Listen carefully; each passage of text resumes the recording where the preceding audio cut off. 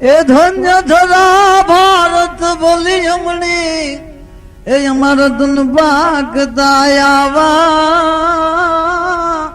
એ jar ધન ભાગતા આવા. એક માણા એક પરમાત્માની સામે ઉભેલો અને મળ્યો પરમાત્માના વખાણ કરવા કે વાહ દયાળુ, વાહ દયાળુ, તે હાથ કેવા રૂડા આપ્યા મને. વખાણ કરતા કરતા પોતાના માથા ઉપર હાથ ફેર્યો કે વાહ પરમાત્મા કેવો દયાળુ છે, સરસ મજાનું મોઢું આપ્યું છે. નકર પરમાત્માએ આ સૃષ્ટિનું સર્જન કર્યું ને ત્યારે પેલા એકલા ઢોર જ મોકલ્યા, દરેક પ્રાણીને મોકલ્યા. પેલા બળદ તકે આડો, ભેંસ તાકે આડી, ગાય તાકે આડી. એ 4 પગે હાલે, એ 2 પગે નો હાલે. હાલે સરઘસમાં કોરડા ભાળે તે સીધો હાલે, પણ એ સીધો ન હાલે, એ આડો હાલે. દરેક સૃષ્ટિમાં તમે પ્રાણી સામે નજર નાખી લ્યો, દરેક આડા હાલે. પછી પરમાત્માને વિચાર થયો કે જો દરેક પ્રાણી જો આડા જ હાલવા વાળા સૃષ્ટિમાં રખડતા હશે તો મારું નામ કોણ લેશે. પછી એને એક ઉભો મોકલ્યો, એક પ્રાણી ઉભો મોકલ્યો, એનું નામ હતું માણા. એ 2 પગે વાંદરો બનાવ્યો, 2 પગલો, પણ એ ભળનો દીકરો 4 પગે દોડવા મળે. પણ પરમાત્માએ વિચાર કર્યો કે જો એક મનુષ્ય માણા એક પ્રાણીને હું મોકલી દઉં તો મારું નામ લે. એને બુદ્ધિ આપી. એ વર્તી કે આ કાકા કહેવાય, આ બાપુ કહેવાય, આ ભાઈ કહેવાય, આ પ્રોગ્રામ કહેવાય. નકર ભેહુમાં બુદ્ધિ હોય તો બધા ભેગા થઈને કોઈ દી એવું બન્યું કે ટૂર કાઢ્યો ભેહુએ, ચાલો હરદ્વારની જાત્રાએ જવું, કોઈ દી ગયા નથી, ન જાય. પણ નહીં, પરમાત્માએ વિચાર કરીને માણસને મોકલ્યો કે આ જો માણસ હશે તો જ મને યાદ કરી શકશે. પણ ભગવાને મોકલા બજી પહટાણો બહુ, ઓલા આડા જેટલા બનાવ્યા બધા ઉભા હાલે, પણ ઓલો ઉભો બનાવ્યો ઈ જ ભડનો દીકરો આડો હાલે. ક્યાં જવું એને ખબર નથી રહેતી. વાળે ગળની વાતમાં ઢોરી સમજે હાન, પણ અણધાર્યો જાય આદમી એનું દુખડું સંતન દાન. એક માણસને કેવું પડે કે તું માણસ થા, માણસ થા. પણ ઈ ક્યારે ખબર? ખરેખર કહેતા હોય ને માણસ બગડ્યો ને આઝાદી મળ્યા પછી બગડ્યો છે. નકર માણસને પેલા બોલની કિંમત હતી. ભલા માણસ એકવાર બોલી જાય પછી એકવાર એનું માથું કપાય, પણ માણસનો બીજો એમ કહેવાય કે બીજો પ્રશ્ન ઉભો ન થાય. એક જણો જેલમાં ગયો ને એમાં એને મુદત આવે, એમાં પહેલી મુદતે જજ સાહેબે પૂછ્યું કે તારી ઉંમર કેટલી? તક 30 વર્ષ. એ 10 વર્ષ સુધી કેસ આવ્યો હતો. 10મે વર્ષે એ પૂછ્યું જજે તારી ઉંમર કેટલી? તક 30 વર્ષ. તક તું 10 વર્ષ પહેલા આવ્યો તેરી 30 વર્ષ બોલ્યો અને અત્યારે પાછો 30 વર્ષ બોલશો? તક સુરા બોલ્યા ન ફરે. અને તમે અત્યારે ટીવીમાં જોતા હશો, દૂરદર્શનમાં રાજકારણીયા, હું મારા શબ્દો પાછા ખેંચું, તું હું તારા શબ્દો પાછા ખેંચ ભડના દીકરા, બોલ્યો તો શું કરવા? પણ એક વાત મારે તમને ઈ કરવી છે કે માણસને પેલા બોલની અંદર કિંમત કેટલી હતી. હવારનો પોર હતો, પ્રભાતનો પોર, એમ કે સૂર્યનારાયણ ધીમે ધીમે ધીમે ધીમે પોતાના પ્રકાશના હેરડા જે ધરતી ઉપર પાથરતા હતા. ભલે ઉગ્યા ભાણ ભાણ તિહારા ભામણા, મરણ જીવન લગ માણ રાખજે કશુક આવતા. અને એવે ટાણે એક રજપૂતનો દીકરો અને થોડી થોડી મૂછના દોરા ફૂટતા આવે, ઘોડા ઉપર એક રાંગમાં ઘોડો લઈને બાગડદા રમા કરતો કરતો ઘોડલી ઉડાડતો આવે. પણ અજાણ્યા ગામના જાપામાં આવીને ઘોડો એને ઉભો રાખ્યો. એ ગામને જાપે એક પનિહારી પાણી ભરતી છે.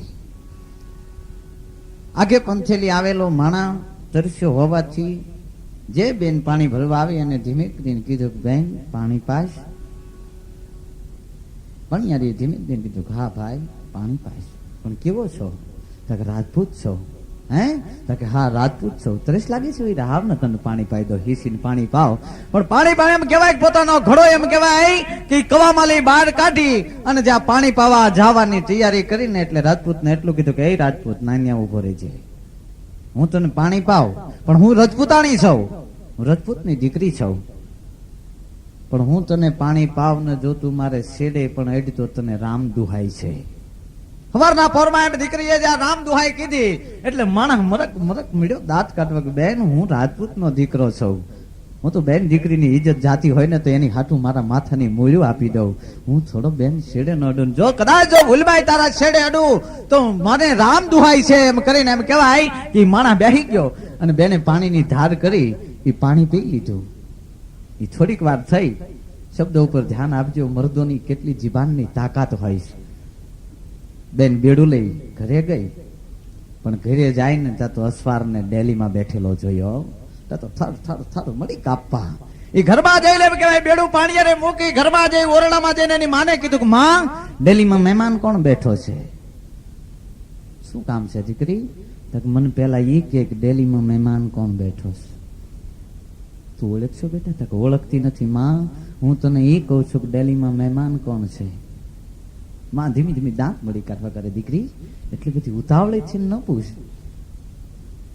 મેં એ વાંચ્યું છે કે પેલા રાજપૂત સમાજમાં નાનપણમાં લગ્ન થઈ જતા, એટલે દીકરી એમ કહેવાય, દીકરીની માં એને કહેવા મળી કે દીકરી તું નાની હતી ને તારા લગ્ન થઈ ગયા છે, આજ તારો ધણી તને તેડવા આવ્યો છે. તા તો એટલી વાત કરી, તા તો બાઈને એમ છું કે ઓહો ધરતી તો મને માગ આપી દે તો ભાઈ હમાઈ જવું જોવે, કારણ કે મમ્મીએ બે ગામના જાપામાં હમ ખાધા છે કે તું ભાઈ છો અને હું તારી બેન, તારો મારો શેડો જોતો એડ તો મને તને રામ દુહાય છે.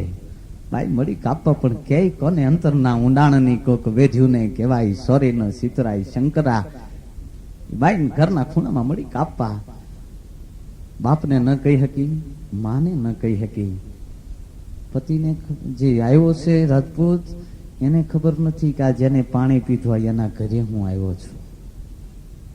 પણ રાજપૂત એમ કહેવાય કે તેડી ઘરે લઈ ગયો અને જ્યાં ઓરડામાં દાખલ છો એટલે રજપૂતાણીએ એટલું કીધું કે રાજપૂત નાન્યા ઉભો રહેજે, તું મારો વીર છો. રાજપૂતાણી આમ ના બોલો, અને પછી ધીમે એક દિન લાદનો ઘૂંઘટો કાઢીને કીધું કે મને ઓળખી? ગામના જાપામાં મેં તે રામ દુહાઈ લીધેલી છે, તને ખબર છે?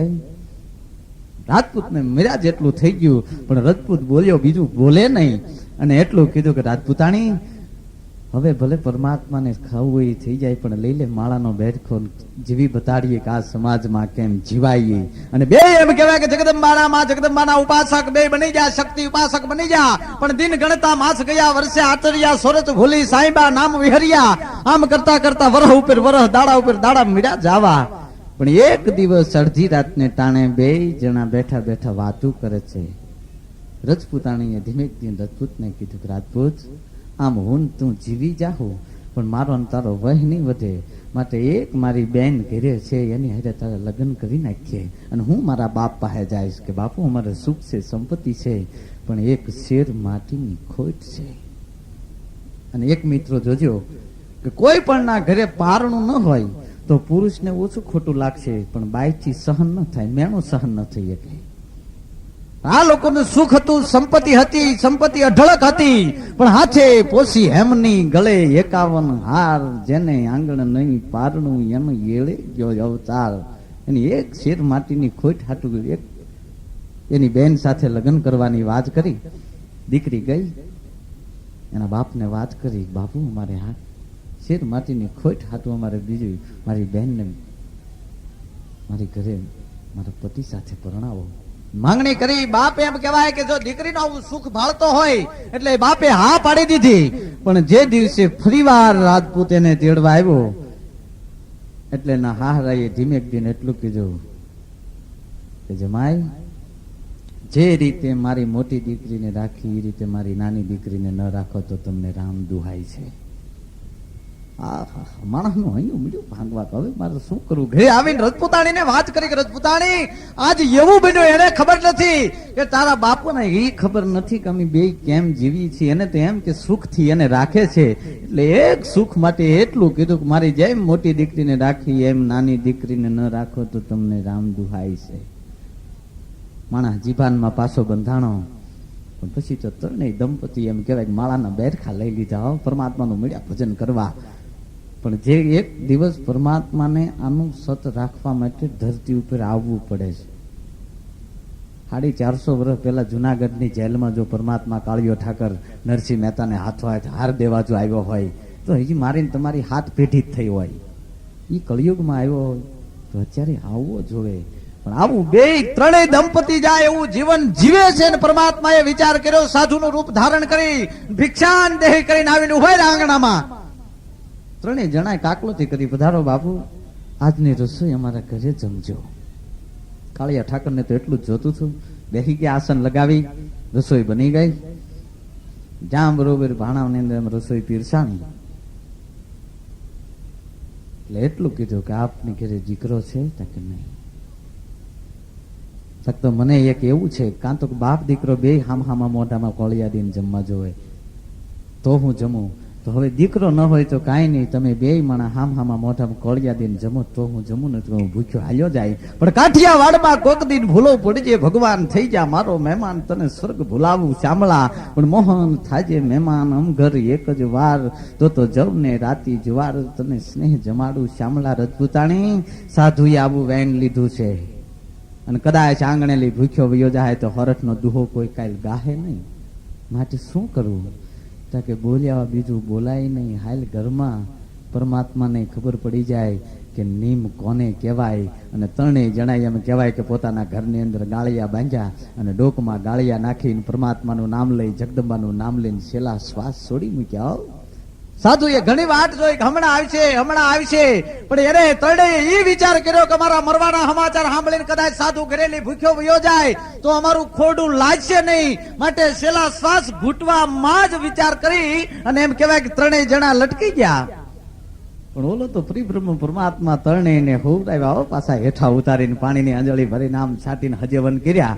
અને પછી કીધું કે રજપૂત ઉઠ બાપ ઉઠ, ધન્ય તારી ટેકને. હવે તો તારા ત્રણેયનો તમારો નવો અવતાર, બીજો અવતાર શરૂ થયો છે. હવે સુખથી તમારા સંસારના પગલા માંડો. ઈ આ ધરતી છે કે સોરઠ ધરાય જગ જૂની, ગઢ જૂનોય ઘર નાર, જેના હવજડા હેંજળ પીવે, એવા મારા નમણા નરને નારને. એક પ્રાચીન દુહો મને બહુ ગમે છે, દરેક કવિઓ વારા ઘડીએ ગાતા હોય, ઘડીએ ગાતા હોય કે સોરઠ ધરામાં ન સંસર્યો, ન સડ્યો ગઢ ગિરનાર, ન નાયો દામો કે રેવતી, એનો એળે ગયો અવતાર. જે સૌરાષ્ટ્રની ધરતી ઉપર કોઈ દી હાલ્યો ન હોય અને જે ગિરનારની ગુફાઓની અંદર જયારે આટા ન માર્યા હોય, એના દર્શન ન કર્યા હોય, એ માણસનો અવતાર એળે ગયો કહેવાય. પણ એને બદલે હું તમે તો કેટલા સદભાગી છીએ. એક સૌરાષ્ટ્રની ધૂળમાં મને તમને એક જન્મ થયો છે. આપણે કેટલા બધા સદભાગી માણસો છીએ. અને આવું સરસ મજાનો કાર્યક્રમ, અને ખરેખર અમને બોલવાની મજા આવે. તો ફરી વાર આપણે સંતવાણીનો દોર આગળ વધે.